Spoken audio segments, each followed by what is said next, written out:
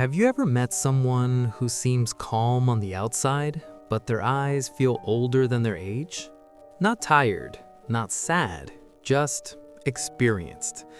Almost like life started teaching them lessons too early. You usually notice it in small moments. They listen more than they speak. They watch the room before they enter a conversation.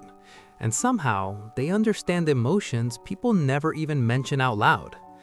Why? Because some people didn't learn about life from books, they learned it from surviving childhood. And when a child grows up carrying weight they were never meant to carry, something strange happens. They don't just grow older, they grow deeper. The first thing you notice about them is their awareness. They read people fast, too fast sometimes. A small change in tone, a quick look, a silence between words.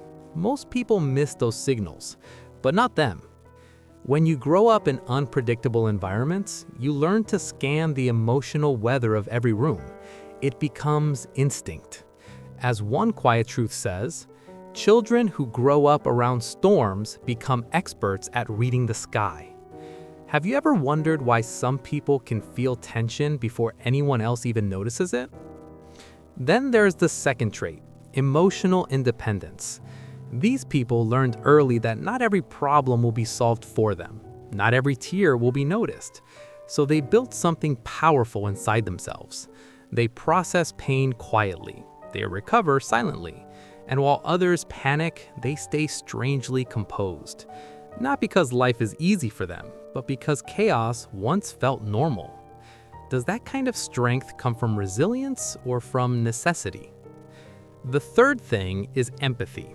Real empathy. Not the kind people post about online. The kind that notices when someone says, "I'm fine," but clearly isn't. People who struggled as children often become emotional translators for others. Pain, strangely, sharpens compassion. But here's the paradox. They can understand everyone except themselves.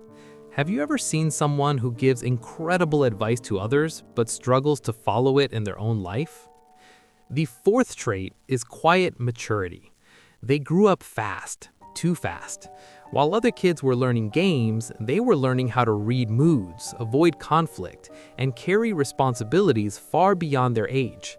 So as adults, they often feel older than their friends, even when they're the same age, almost like their childhood was borrowed by life itself. And then there's the final trait, the rarest one, depth. These people think deeply, feel deeply, love deeply, but they also guard their inner world carefully. Because when your early years teach you that safety isn't guaranteed, trust becomes something sacred. And maybe that's the strange truth about difficult childhoods. They break some people, but others, they turn into observers of the human soul. So if you've ever felt like you understand people a little too well, like you matured a little too early, like your silence holds stories no one sees, maybe life wasn't trying to make you weaker. Maybe it was quietly shaping a mind that sees the world differently. And the real question is, what will you do with that depth now?